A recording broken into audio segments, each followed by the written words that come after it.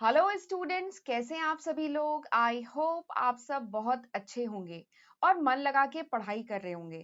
तो चलिए फिर हम आज का लेक्चर वीडियो स्टार्ट करते हैं। मैं हूं Pooja Singh and welcome back to my channel accounting master class and this is the 24th lecture. ये मेरा 24वां लेक्चर है on the subject business mathematics and इस टाइम हम लोग पढ़ रहे हैं चैप्टर रिलेशंस एंड फंक्शन। दो वीडियो लेक्चर मैं ऑलरेडी अपलोड कर चुकी हूँ इस चैप्टर पे and this is my third lecture. ये मेरा तीसरा लेक्चर है इस चैप्टर पे। तो चलिए एक बार आपको मैं शॉर्ट में बता देती हूँ कि पिछले जो दो लेक्चर्स थे रिलेशन एंड फंक्शंस पे, उसमें हमने क्या क्या डिस्कस किया था। तो इसका जो पार्ट 1 था उसमें मैंने आपको बताया था कि कार्टेशियन प्रोडक्ट क्या होता है। देखिए सेट वगैरह हम लोग पढ़ चुके हैं, सेट थ्योरी हम लोग बहुत डिटेल में 5 वीडियो लेक्चर्स में मैं कवर करा चुकी हूँ। इसके बाद हमने ये चैप्टर शुरू किया है। तो मैं मान रही हूँ कि आपको सेट के बारे में पूरी नॉलेज है, क्योंकि सेट से ही कार्टेशियन प्रोडक्ट डिफाइन होता है।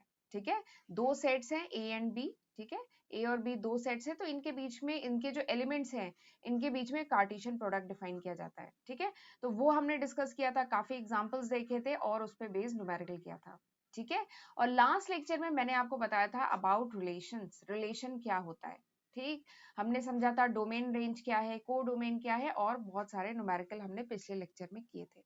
राइट, तो ये सारे ही कॉन्सेप्ट हम बहुत डिटेल में लास्ट के दो लेक्चर्स में पढ़ चुके हैं एंड आज हम इसके आगे पढ़ने वाले हैं। आज हम पढ़ेंगे अबाउट टाइप्स ऑफ रिलेशन। आज हम जानेंगे डिफरेंट टाइप ऑफ रिलेशंस के बारे में। ठीक है, और ये पिछले जो दो लेक्चर्स थे ये देख लिए तो बहुत अच्छी बात है, बट अगर नहीं देखे हैं तो कोशिश करिएगा कि इस लेक्चर के बाद उन्हें जरूर देखिएगा। ठीक है, क्योंकि जब तक रिलेशन क्या होता है ये नहीं पता होगा तब तक टाइप ऑफ रिलेशन कैसे समझ में आएगा। ठीक है, तो इसलिए थोड़ा सा मैं सीक्वेंस में पढ़ा रही हूँ और मैं लेक्चर नंबर भी डालती जा रही हूँ, तो कोशिश करिएगा आप भी इन्हें सीक्वेंस में ही देखिएगा। राइट, तो चलिए फिर हम आज का लेक्चर वीडियो स्टार्ट करते हैं। टाइप्स ऑफ रिलेशन, रिलेशन कितने टाइप के होते हैं। तो देखिए सबसे पहले तो थोड़ा सा मैं रिलेशन के बारे में बता दूं। तो सबसे पहले हमने क्या निकाला था, सबसे पहले हमने कार्टेशियन प्रोडक्ट निकाला था ए क्रॉस बी। सपोज करिए ए एक सेट दिया गया है, बी एक सेट दिया गया है। ठीक है, तो इसके जो एलिमेंट्स हैं, एलिमेंट कहिए चाहे मेंबर कहिए, तो इसके जो एलिमेंट्स हैं, ठीक है, इनको फिर इनका हम कार्टेशियन प्रोडक्ट जैसे निकाल सकते हैं। जैसे ए, जैसे सपोज करिए दिस इज ए स्मॉल ए, ये बी है, ये सी है, ये डी है। ठीक है, ये ए डैश है सपोज करिए। तो ऑर्डर्ड पेयर, कार्टेशियन प्रोडक्ट होता क्या है, Cartesian product is the set of all ordered pair. Set of all ordered pair यानी एक्स वाई का सारा जितने भी एक्स वाई है उनका set such that x belong to A and y belong to D. ठीक है, तो कार्टेशियन प्रोडक्ट क्या होता है, set of all ordered pair x y such that x किस में बिलोंग करे, पहले सेट में, और वाई किस में बिलोंग करे, दूसरे सेट में। ठीक है, तो दिस इज कार्टेशियन प्रोडक्ट। अब बात आती है रिलेशन। सबसे पहले मैंने बताया था सबसे पहले होता है कार्टेशियन प्रोडक्ट, और जो रिलेशन होता है ना this is the subset of Cartesian product. ये जो रिलेशंस होते हैं ये क्या होते हैं, ये होते हैं सबसेट। ठीक है, रिलेशन क्या है, relation is the subset of Cartesian product. ये जो कार्टेशियन प्रोडक्ट आपने निकाले हैं, ठीक है, ए क्रॉस बी के जितने भी सेट ऑफ ऑर्डर्ड पेयर निकाले हैं उनमें से जो कुछ कह लो ऑर्डर्ड पेयर होते हैं दे आर कॉल्ड रिलेशन, उन्हीं को रिलेशन कहते हैं। तो रिलेशन क्या है, it's a subset of A cross B, A cross B का सबसेट होता है। ठीक, and this is derived by, और ये जो रिलेशन है ये कैसे डिराइव होता है, by describing a relation between first element and second element of ordered pair. ये जो फर्स्ट एलिमेंट और जो सेकंड एलिमेंट है ऑर्डर्ड पेयर के, इनके बीच में रिलेशनशिप डिस्क्राइब किया जाता है और वहां से रिलेशन डिफाइन होता है। ठीक है, तो दिस इज रिलेशन और काफी डिटेल में पिछले टर्न पे बताया था। आज मैंने आपको थोड़ा सा रिलेशन बता दिया। तो रिलेशन क्या है, subset of A cross B का सबसेट है। ठीक है, और यहाँ पे रिलेशन में क्या होता है, जो दो एलिमेंट्स होते हैं ए बी, उनके बीच में एक रिलेशनशिप डिफाइन होता है। ठीक, तो ये हो गया रिलेशन। अब हम पढ़ेंगे टाइप ऑफ रिलेशन। तो सबसे पहला जो टाइप का रिलेशन है दैट इज इम्पटी रिलेशन। सबसे पहला जो टाइप का रिलेशन हम पढ़ने जा रहे हैं that is empty relation. Empty मतलब क्या होता है, खाली। ठीक है, तो एम्प्टी रिलेशन क्या होता है, सपोज करिए कोई सेट ए दिया गया है, ठीक है, और एक दूसरा सेट वही सेम सेट है ए। तो रिलेशन आर, कोई भी रिलेशन जो आर है इसके जो एलिमेंट्स हैं इसके भी कुछ इसके वही सेम एलिमेंट्स हैं। ठीक है, तो रिलेशन आर किसी सेट पे हम इसको एम्प्टी रिलेशन कब कहेंगे, if no element of A is related to any element of A.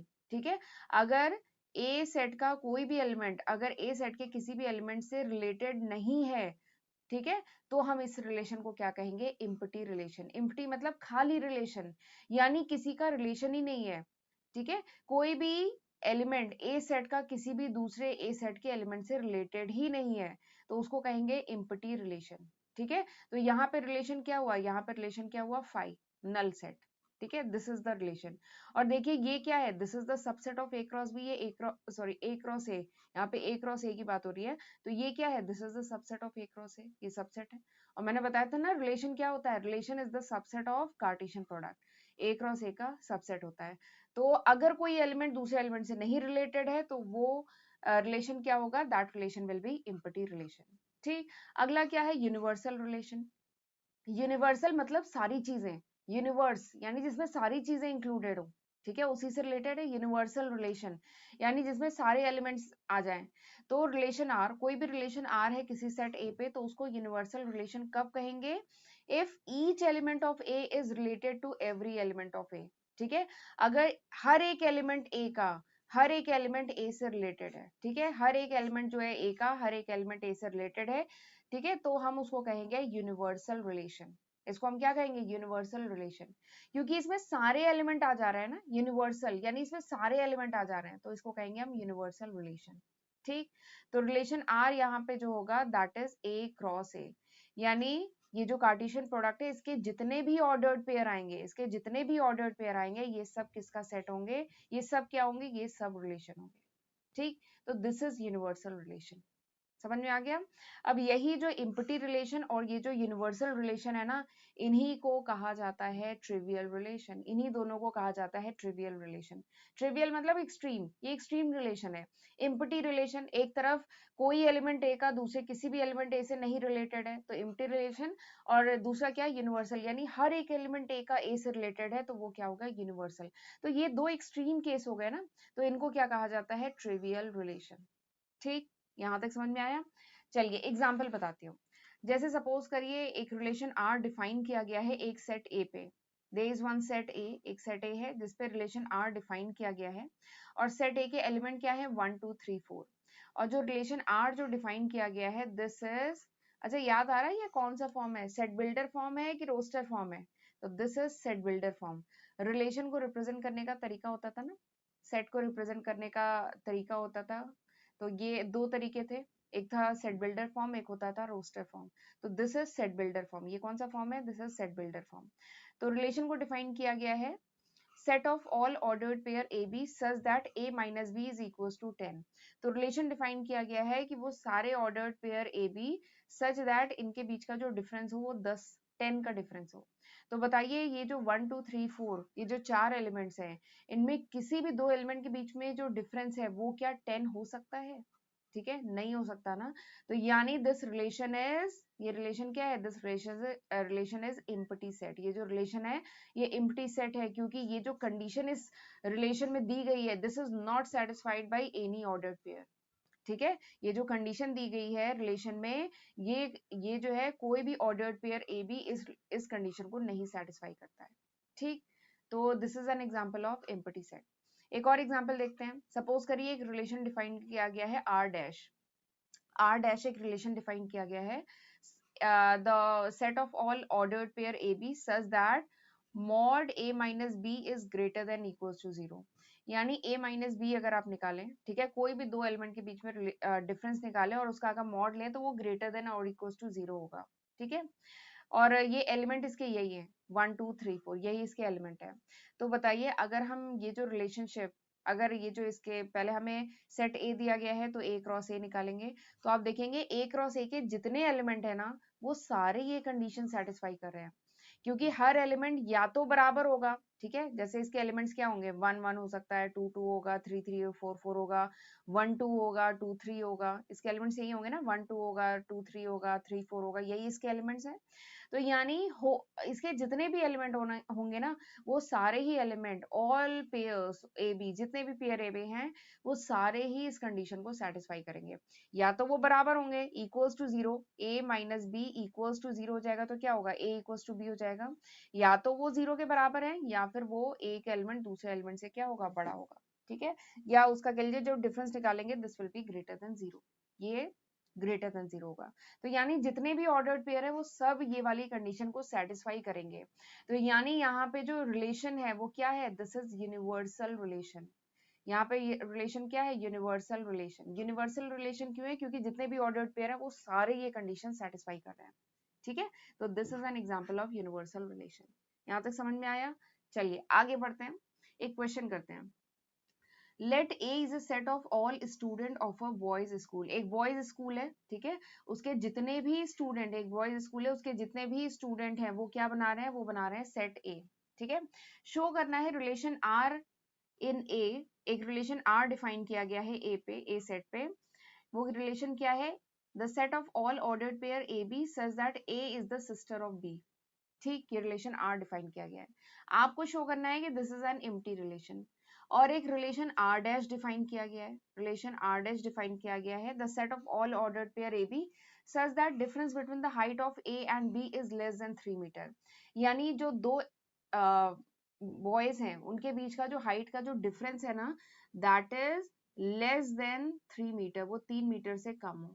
ठीक है, तो आपको बताना है कि आपको शो करना है कि दिस इज यूनिवर्सल रिलेशन। ठीक है, तो ये दो रिलेशन दिए गए हैं आर एंड आर डैश। आपको शो करना है कि this is empty relation, and आपको शो करना है कि आर डैश क्या है, यूनिवर्सल रिलेशन। ठीक, तो चलिए करना शुरू करें। तो सबसे पहले देखिए यहाँ पे बताया गया है कि इट्स अ बॉयज स्कूल, ये बॉयज स्कूल है। तो क्या बताइए, कोई भी एक स्टूडेंट, ठीक है, कोई भी एक स्टूडेंट क्या दूसरे स्टूडेंट का सिस्टर हो सकता है, बहन हो सकती है? तो हो ही नहीं सकती ना, वहां पे तो गर्ल्स हैं ही नहीं।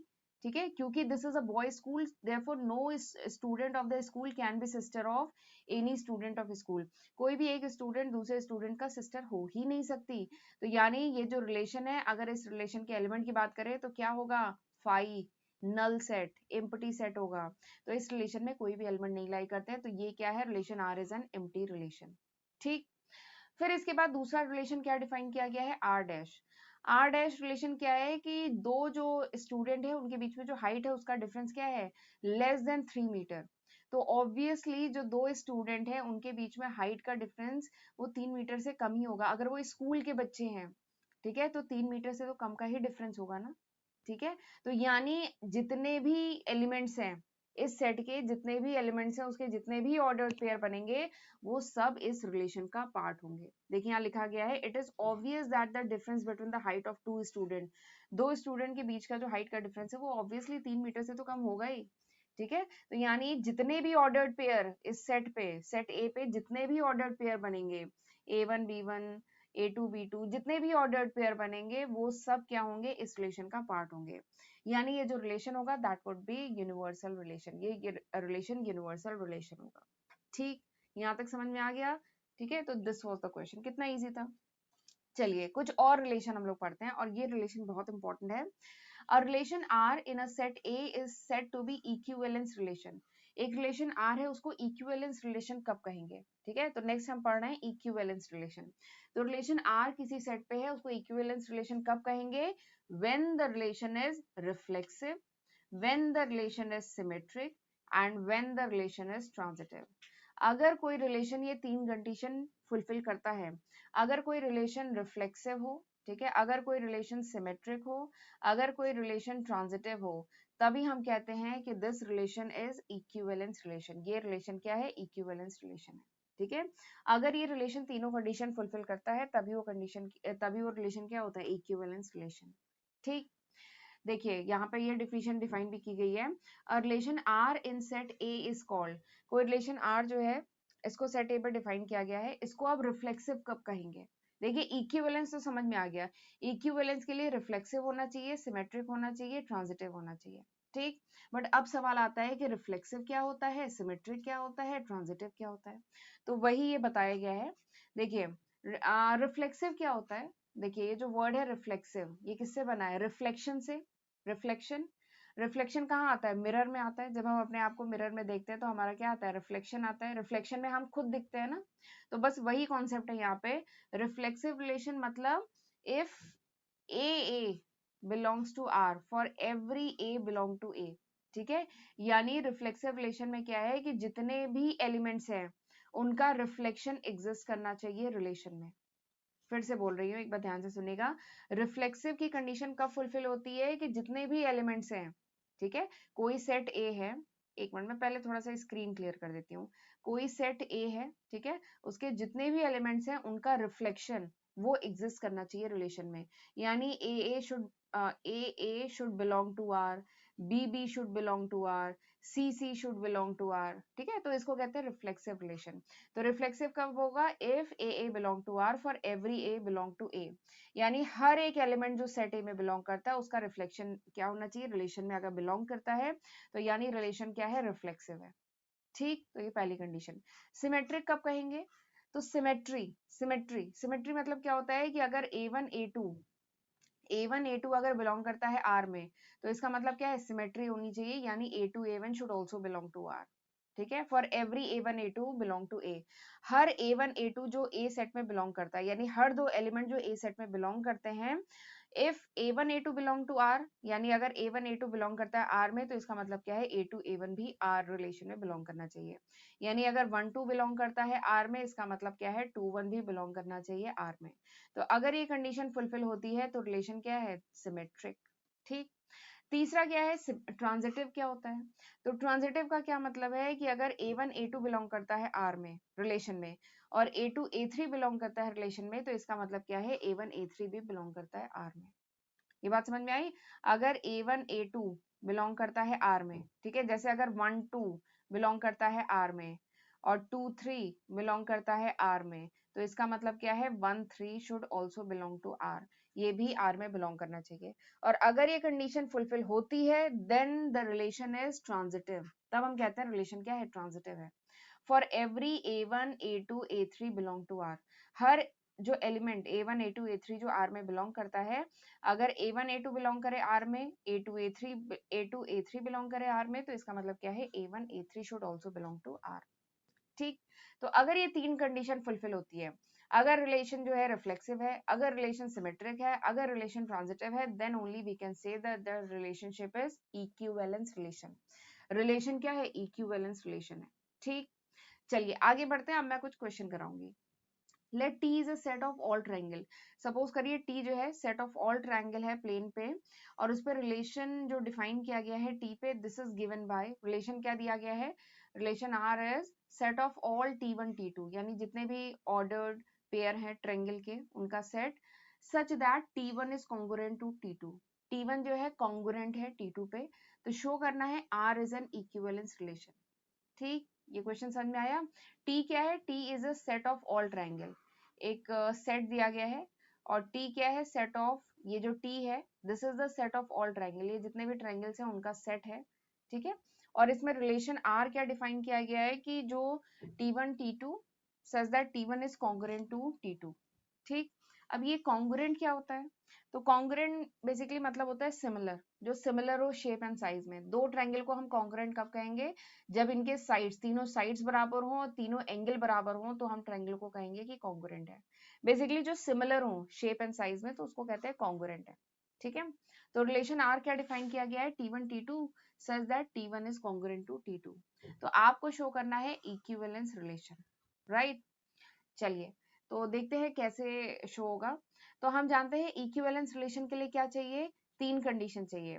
रिलेशन अगर रिफ्लेक्सिव हो, रिलेशन अगर सिमेट्रिक हो, रिलेशन अगर ट्रांजिटिव हो। अगर ये तीनों कंडीशन फुलफिल होती है यानी रिलेशन क्या है? इक्विवेलेंस रिलेशन है। तो यानी हमें ये तीनों प्रूव करना है। तो चलिए पहले रिफ्लेक्सिव प्रूव करते हैं। रिफ्लेक्सिव मतलब क्या है कि जो ट्रायंगल है वो खुद का क्या होना चाहिए? कॉन्ग्रुएंट होना चाहिए। यही तो रिलेशन डिफाइन किया गया है, T1 is congruent to T2। ठीक है, तो रिलेशन आर रिफ्लेक्सिव कब होगा? रिलेशन आर रिफ्लेक्सिव यहाँ पे होगा जब हर एक ट्रायंगल अपने आप का कॉन्ग्रुएंट हो। तो हम जानते हैं हर एक ट्रायंगल अपने आप का तो कॉन्ग्रुएंट होता ही है ना। कॉन्ग्रुएंट मतलब similar in shape and size, तो ऑब्वियसली हर एक ट्रायंगल अपने ही का कॉन्ग्रुएंट तो होता ही है। Since every triangle is congruent to itself, हर एक ट्रायंगल अपने आप का तो कॉन्ग्रुएंट होता ही है। ठीक है, तो यानी जो रिलेशन आर है this is reflexive relation. Relation R क्या है? रिफ्लेक्सिव रिलेशन है। हर एक T1, ठीक है, जितने भी T1 है वो T1 का तो कॉन्करेंट हो गई। ठीक है। जो T1 अगर सपोज करिए कोई ट्रायंगल है तो वो अपना खुद का ट्रायंगल का तो कॉन्ग्रुएंट होगा, यानी T1 T2 बिलोंग करेगा R में, और T2 T2 भी, यानी जो T2 ट्रायंगल है वो भी किस में बिलोंग करेगा, R में, क्योंकि वो खुद का तो कॉन्ग्रुएंट है ही। ठीक है, तो यानी हमें समझ में आ गया कि रिलेशन रिफ्लेक्सिव तो है। अगला देखते हैं सिमेट्रिक। सिमेट्रिक में क्या कंडीशन होती है कि T1 T2, सिमेट्रिक की क्या कंडीशन होती है कि T1 T2 अगर बिलोंग करता है, सिमेट्रिक की क्या कंडीशन होती है कि T1 T2 अगर बिलोंग करता है R में, then T2 T1 should also belong to R। Condition क्या होती है कि T1 T2 अगर R में बिलोंग करता है, then T2 T1 should also belong to R। ठीक है, ये कंडीशन होती है सिमेट्रिक की। तो ऑब्वियसली अगर सपोज करिए ये ट्रायंगल T1 है और ये ट्रायंगल T2 है, तो अगर T1 is congruent to T2, T1 अगर सिमिलर है T2 से, तो T2 भी तो सिमिलर होगा T1 से। ये बात तो समझ में आ रही है ना।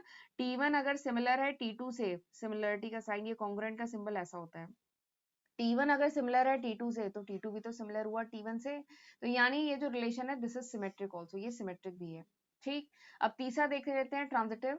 ट्रांजिटिव क्या कहता है कि अगर T1 T2 and T2 T3 belong करता है R पे, यानी अगर सपोज करिए ये तीन ट्रायंगल दिए गए हैं, ये ट्रायंगल T1 है, ये ट्रायंगल T2 है, ये ट्रायंगल T3 है। अगर T1 is concurrent to T2 and T2 is concurrent to T3, तो इसका मतलब हुआ ना कि T1 is concurrent to T3। ये बात सही है। अगर T1 ट्रायंगल सिमिलर है T2 ट्रायंगल से and T2 triangle T3 triangle से सिमिलर है, तो इसका मतलब हम कह सकते हैं ना कि T1 triangle is concurrent to T3।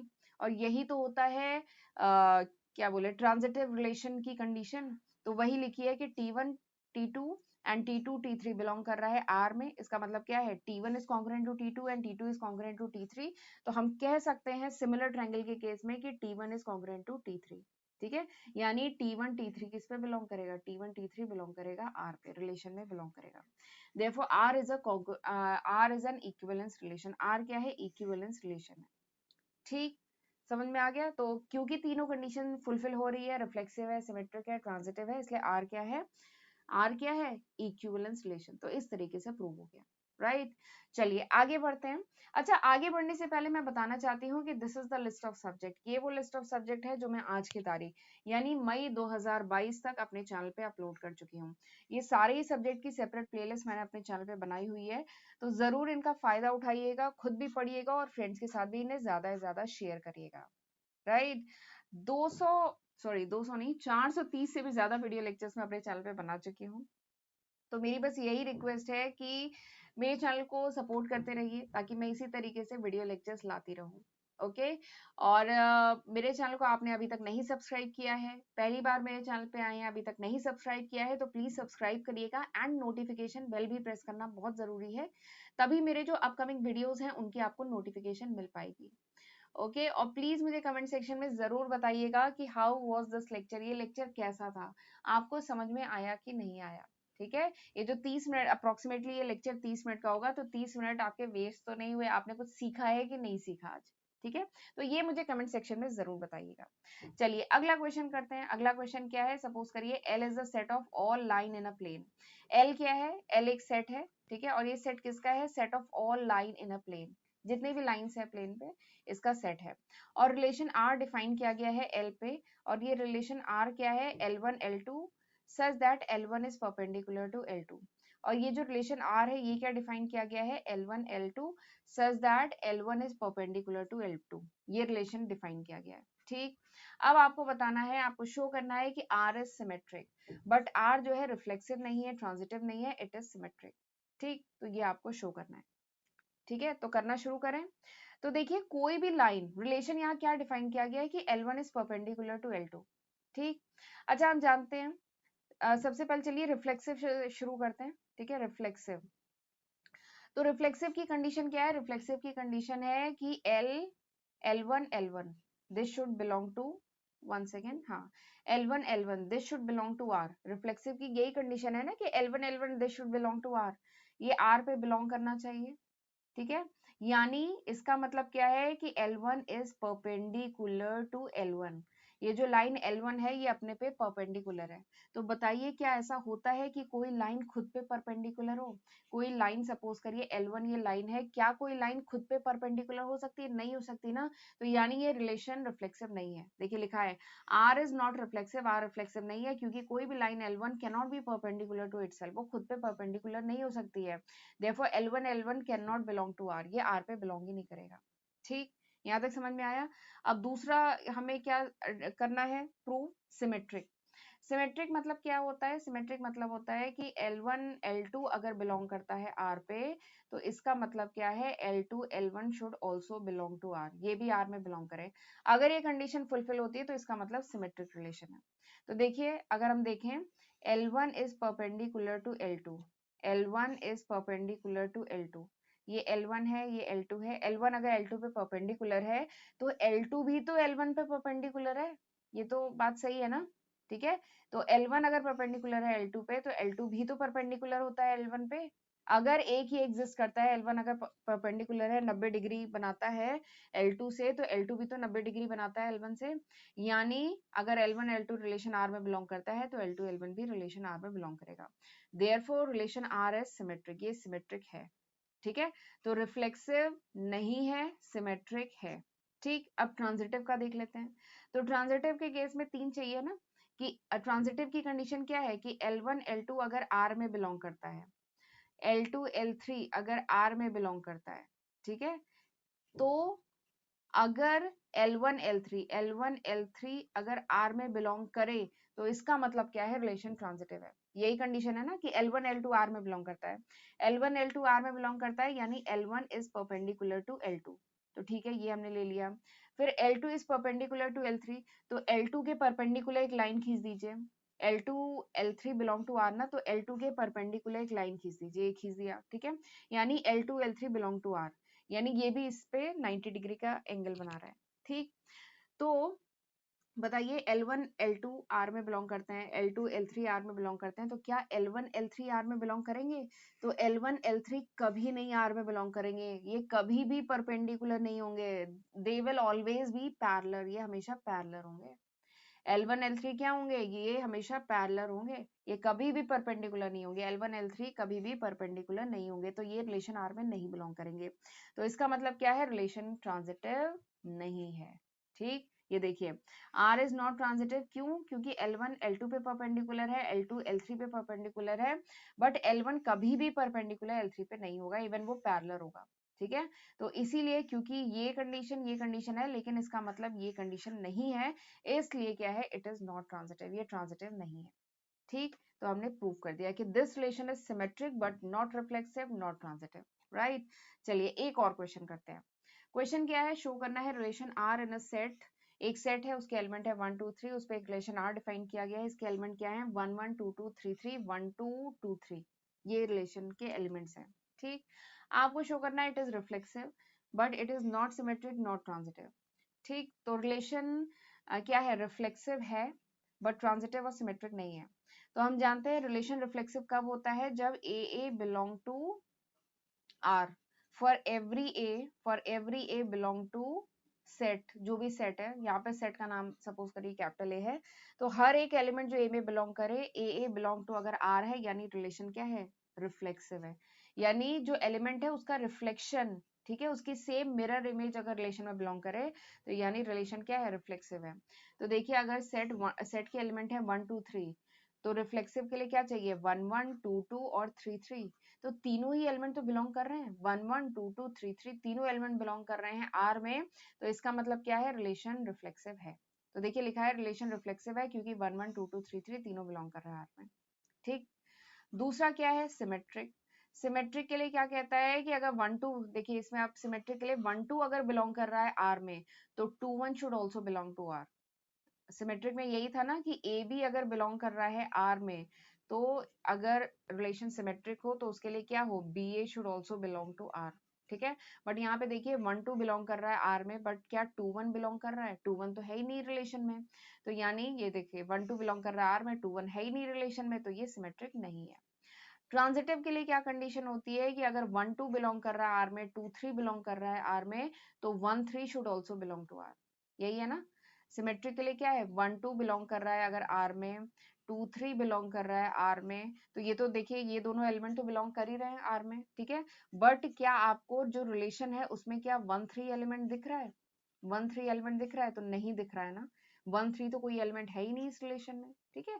तो नहीं है तो इसका मतलब this relation is not transitive, ये रिलेशन ट्रांजिटिव नहीं है, ठीक है।